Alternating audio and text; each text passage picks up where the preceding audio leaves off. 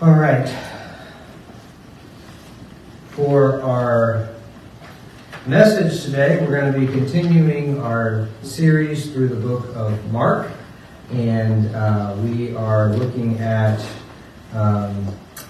this series, which we're kind of walking along beside Jesus, as I kind of said earlier. Walking along with Jesus, and we had done that before Christmas, up until December. And then we took a break for Christmas series, and then we took a break for our New Year's series, and now we're back in this series covering through the book of Mark.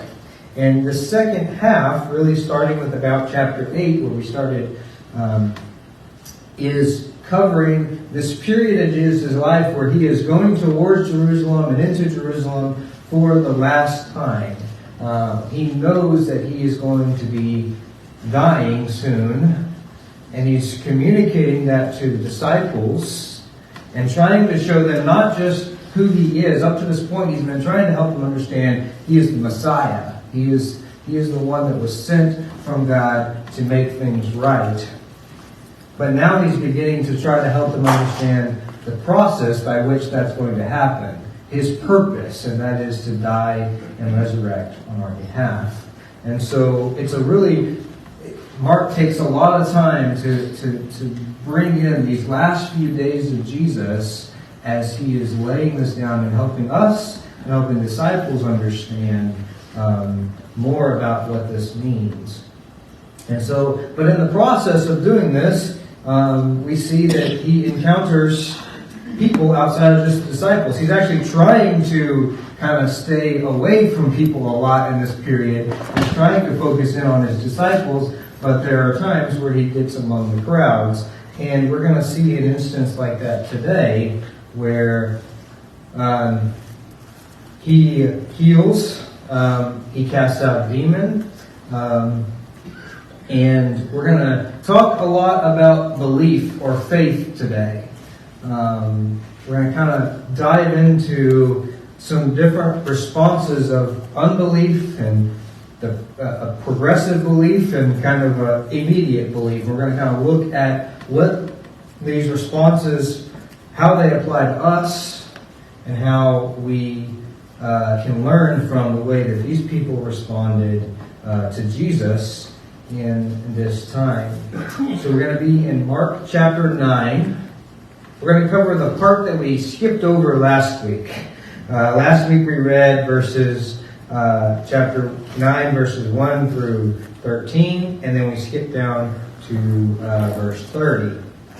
And we're going to read the section between 14 through 29 of our chapter 9. And we're also going to flip over, and there's a reason for this. We're going to flip over, we're going to read the end of chapter 10 as well, 46 through 52. We're going to tie these responses in together and see dive into a little more about what it means to believe in Jesus.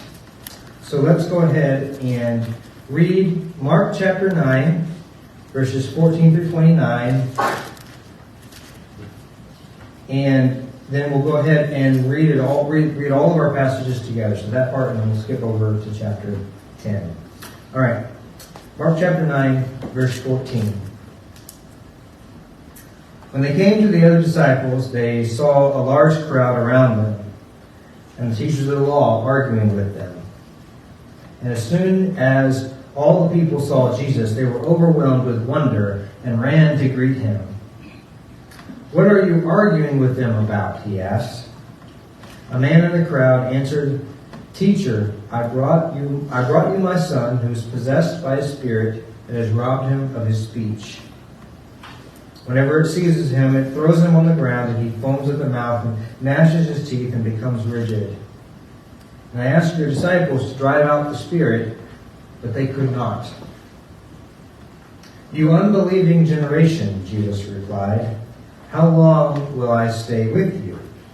How long shall I put up with you? Bring the boy to me." So they brought him. When the spirit saw Jesus, it immediately threw the boy into a convulsion. He fell to the ground and rolled around, foaming at the mouth. And Jesus asked the boy's father, "How long has he been like this?" "From childhood," he answered. "It's often thrown him into the fire or the water to kill him. But if you can do anything, take pity on us and help us." "If you can," Jesus said, "everything is possible for the one who believes." Immediately the boy's father exclaimed, "I do believe. Help me overcome my unbelief." When Jesus saw that a crowd was running to the scene, he rebuked the impure spirit. "You deaf and mute spirit," he said, "I command you to come out of him and never enter him again." And the spirit shrieked and convulsed him violently and came out. And the boy looked so much like a corpse that many said, "He's dead." But Jesus took him by the hand, lifted him up to his feet, and he stood up. After Jesus had gone indoors, his disciples asked him privately, "Why couldn't we drive it out?"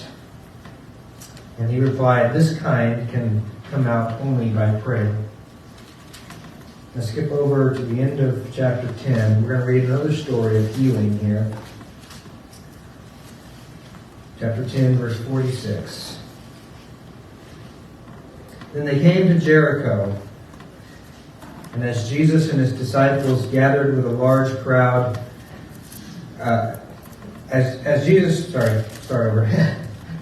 Then they came to Jericho, and as Jesus and his disciples, together with a large crowd, were leaving the city, a blind man, Bartimaeus, which means son of Timaeus, was sitting by the road begging. And when he heard that it was Jesus of Nazareth, he began shouting, "Jesus, Son of David, have mercy on me." And many rebuked him and told him to be quiet. But he shouted all the more, "Son of David, have mercy on me." And Jesus stopped and said, "Call him." And so they called the blind man and said, "Cheer up, on your feet, he's calling you."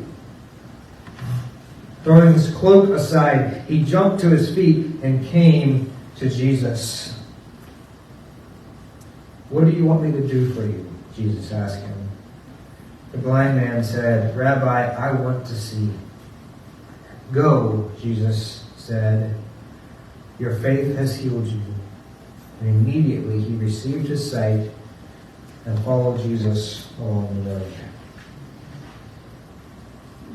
Really some powerful things here. As you see Jesus' authority over demonic spirits, Jesus' authority in healing, and the power that he displays here. But what I want to focus in on is the responses of the people that we see in this story. We see several different responses, and the first one is really kind of surprising. Because the first one I want to focus on is the response of the disciples. And it's not the way we would expect it to go for the disciples. Their response is one of unbelief. So if you have your notes in your bulletin, it's unbelief. The unbelief of the disciples. It's a reminder that our belief will waver. Oftentimes we feel like we're failing whenever there's a moment where we just cannot fathom that God will step in. It's interesting, if we look back a couple of chapters before, in chapter 6, Jesus sends out the 12. These disciples, the same ones that were there trying to cast out this demon, and they go out and they cast out demons. So they've done this before. Jesus has given them the power to do it. And here in this case, they cannot do it. They were the ones who should have believed, the ones who should have been able to do this, and yet they were the ones who hindered the work of God. And so it's a reminder that even those who follow Jesus, even those who know Jesus, there are moments where our faith is weak. And Jesus works with us through that. This account here says that Jesus says that this demon can only be cast out by prayers. And they ask him, why can't we do this? He says, this kind can only come out through prayer. So we know that they didn't pray. They weren't communicating with God in this. In Matthew's account, he adds that he clearly tells the disciples that they did not have faith. They did not have enough faith. They did not rely on God to fulfill what He had promised to them. And so we see here a connection between faith and prayer. In James chapter 4, verses 2 and 3, James says, there's all kinds of problems that bubble up within you, and God has the answer. He says, but you don't have because you don't ask. And when you do ask, you ask for the wrong motives. And so the reality of prayer, this communication with God, is so important. Because uncommunicated faith defeats the purpose of faith. Can you have faith and not communicate it? I think so. But it really defeats the purpose of why God designed faith. Why God requires that we have faith. It's designed so that we would draw close to Him. So that in that faith we would say, God, I trust you more than I trust myself. God, you are the one that has the power. And we communicate that to Him. They needed to take time to communicate with God, to recognize His power to act, admit their lack of faith at the time. And when this is done, it doesn't take a lot of faith. In Matthew's account of this story, it's also where Jesus tells them, if you have the faith the size of a mustard seed, you can tell a mountain to be moved into the ocean. He says it doesn't take a lot, but it takes you relying on God in this moment.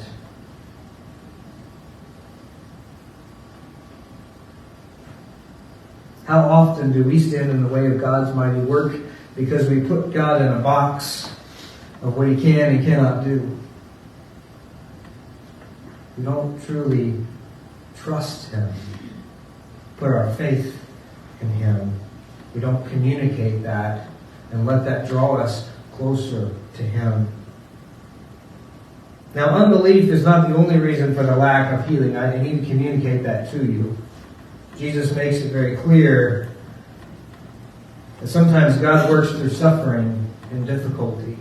Sometimes the answer is wait, or no, not yet, or no.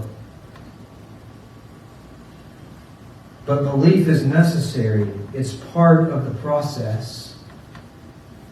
If God didn't put belief into our hearts, if we didn't rely on that, then it would be God doing His work in our lives and we just kind of mind our own business. And He says, no, I want you to know my power.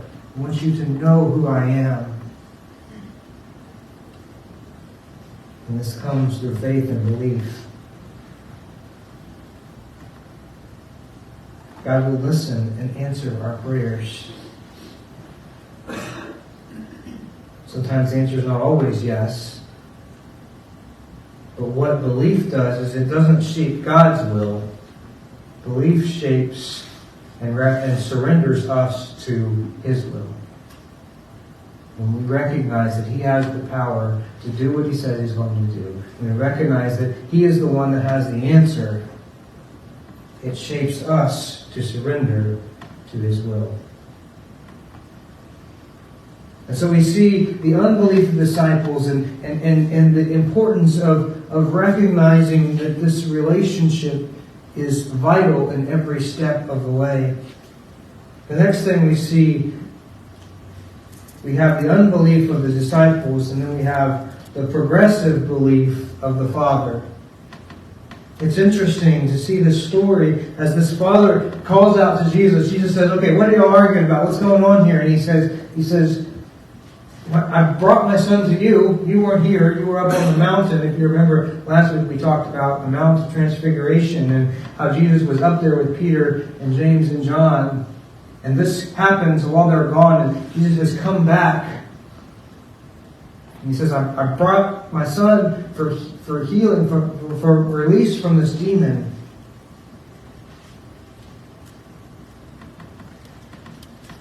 And your disciples couldn't do anything about it. He says, but if you can do something. They couldn't, but if you can, take pity on us and help us. Now, I'm not real good at Greek grammar, but from what I understand is, if you can, is a third-class conditional sentence, I think is the way it's described, and it's assumed a yes. So this guy had faith. He had this he says, I'm saying it this way, but I have faith that she can. And Jesus says, if I can.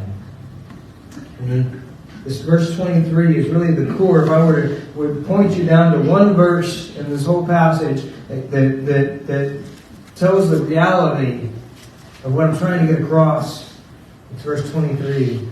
Jesus says, everything is possible for the one who believes.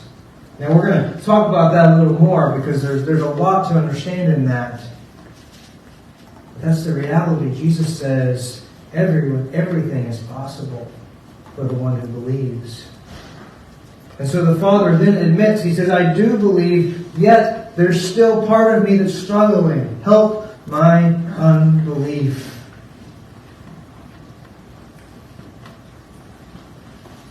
It's a good reminder that sometimes belief is a process. We don't always immediately trust God fully and completely. There's a part of us that truly believes, but there's part of us that we're holding on. We're saying, I need to let go of more. Yet God is patient with us in the process.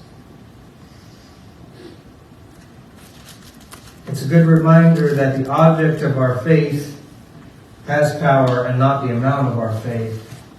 I mentioned earlier that whenever Jesus is telling his disciples, you don't have enough faith, in Matthew's account of this story, he says it takes the faith of a mustard seed. That's all it takes. A mustard seed is tiny. It's not about the amount of faith, but it's about who you put your faith in. We can move that mountain. Mike and I were talking about that and said, I do think I have the faith the size of a mustard seed. Why have I not moved a mountain? Because I haven't needed to. Because it's not been in God's will for me to move a mountain. Now, if that mountain stands in the way of me sharing the gospel with the person that he's called, that mountain will move. Because it doesn't take that much faith. Because it's not about our ability. It's about the one we put our faith in.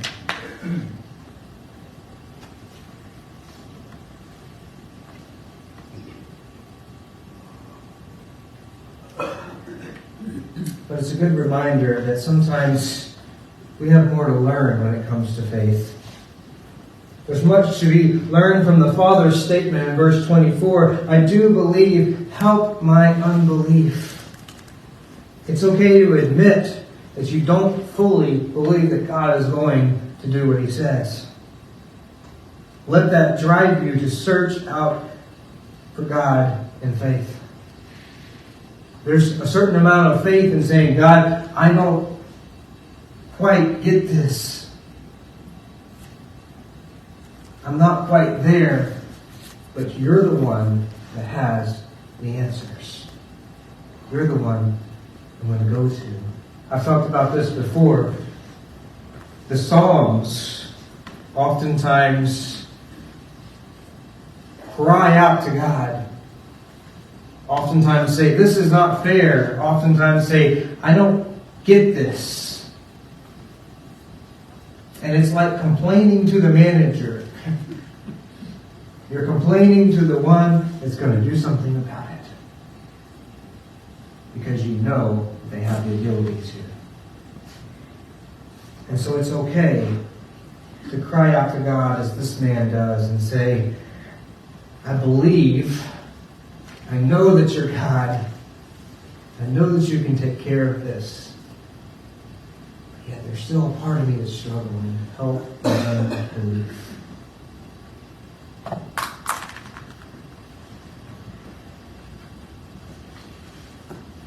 This doesn't take away from the fact that the moment that a person believes and trusts in Jesus, that there's a regeneration, that there's a complete change in that person. When a relationship with Jesus begins, the person is shaped from the inside. The presence of the Holy Spirit makes them new.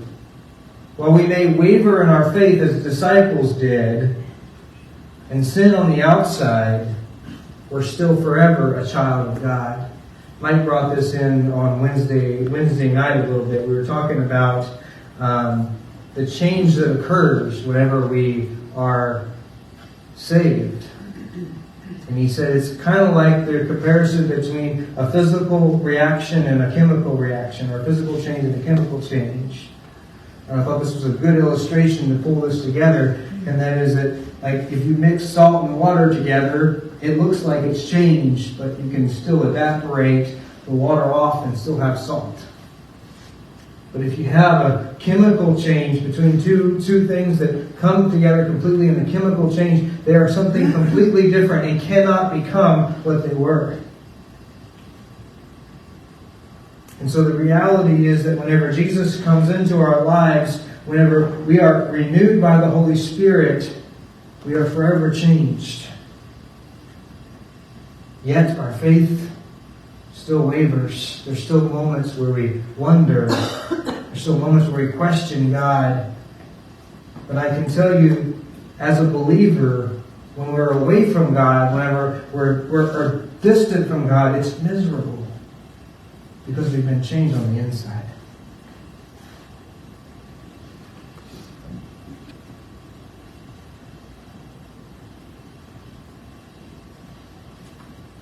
And so we see that it's okay sometimes to have a process of faith. To begin to say, God, help my unbelief. I do believe. Lastly, in the verses we read in chapter 10, you see Bartimaeus' response.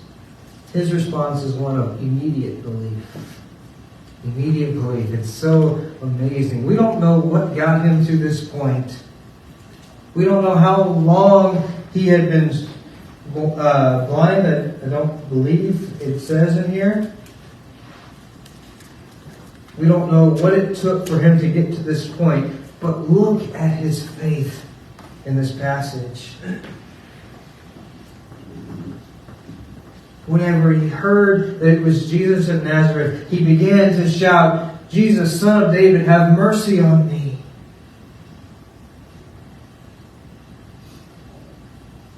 Immediately, whenever he hears that Jesus is nearby, he says, I need change right now. I need you. And whatever it takes, you shape that. And then we see his persistence as they begin to say, well, no, calm down, buddy. Calm down. Be quiet. What does he do? It says he shouts all the more, Son of David, have mercy on me. He believes Jesus over his own doubts. He believes Jesus over the doubts of others who were saying, you don't really matter to Jesus at this point. And he says, no, have mercy on me. And Jesus stops and he calls him.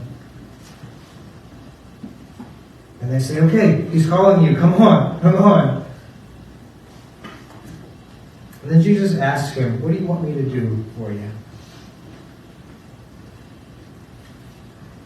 You see, Bartimaeus recognized that it was God's mercy that would heal him. He didn't deserve this on his own. God, who's rich in mercy, had the power to heal him, and Jesus provided that opportunity for it to happen. Exodus 34, one of my favorite passages, back whenever God shows Moses who he is. He says, I am the God who is rich in mercy, full of faithfulness. Listen to what he says in Exodus 34, verse 6. The Lord, compassionate and gracious, slow to show anger, abounding in love and faithfulness, maintaining love to thousands, forgiving wickedness and rebellion and sin. Yet he does not leave the guilty unpunished. He punishes the children and their children for the sin of the parents to the third and fourth generation. He says, I'm just, but I'm merciful. That is who I am. And this is what Bartimaeus understood as he says, have mercy on me, heal me. And then I think it's really important here in this passage that it reminds us that it's not necessarily our faith that carries the power. I've talked about this. It's the object of our faith, right? He had this immediate, wholehearted belief that Jesus could heal him, yet he did not get healed until Jesus said to him, go, your faith has healed you. It was Jesus who held the power. It was Jesus who was willing to heal. And his faith enabled him to participate in that healing. He not only receives healing from Jesus, but he goes and he follows him.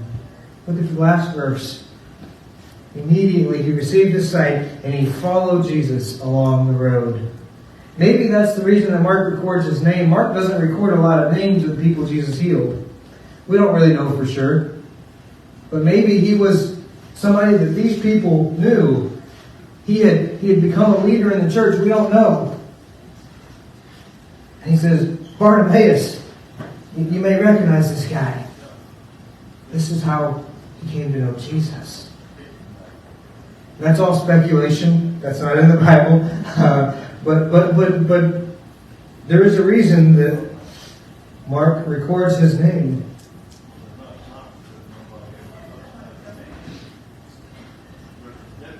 But he continued on to follow Jesus. It was the power of Jesus that healed. And then he continued on. He said, he followed after Jesus. This shows the reality of faith. Faith is not just a one-time belief that Jesus will fix our problem, but it's that Jesus is now in control of our life. He's in charge. He's worth following. And it's the reality that discipleship is tied to belief and faith. That spending time with Jesus, committing to follow Jesus, and allowing him to teach you and to teach others to do the same. So as I close out today, I want to kind of point us back to the main point that goes back to chapter 9, verse 23, where Jesus said, everything is possible for the one who believes. Understand that God wants you to respond in a relationship to him. He wants you to communicate with him. Notice how Bartimaeus, Jesus asked him, what do you want me to do? It's not that Jesus didn't know that he wanted healing, but he wanted Bartimaeus to communicate that with him. Just as a father or a mother wants their child to communicate with them. It shows how deep love, how deep Jesus' love is for us. Just as Brother Hopkins talked about, God's deep love for us. So whether you're like Bartimaeus and you're ready to go and grab on and follow Jesus, or you're like the Father and you want that, but you know you need more faith, God wants you to communicate that to him. He wants you to recognize that he has the power, that everything is possible in him. He wants you to trust Him. My life verse, I've shared this multiple times, is James chapter 4, verse 8, where it says, "Draw near to God, and He will draw near to you." Seek God, and He will seek after you. He has the power to shape you, yet He will not force you to do it. He wants you to be like Bartimaeus and throw your cloak aside and run to Him. Say, "God, I trust you. You are able to handle this." So, my simple question to you today is, are you ready to follow Jesus? Do you trust Him? And if not, communicate that. How will you respond to Jesus' call today? If you need to trust God for the first time, I'd love to talk to you about that. If you're like the disciples and you say, "I'm going through a season where I don't have the faith that I had," let me pray with you. Let me help you. If you're like the Father and you're saying, "Man, I want that. I just don't think I'm there yet," let me pray with you. Let's go to God together in that. Let's communicate that to God. Whatever step He's calling you to make, whether it's believing in Jesus for the first time, whether it's committing to something, whether it's removing yourself from something, whatever it is, communicate that with God. Whether you do it in your seat, or you come up and you talk with me, or you can talk with Brother Mike, whatever it is, you deal with that.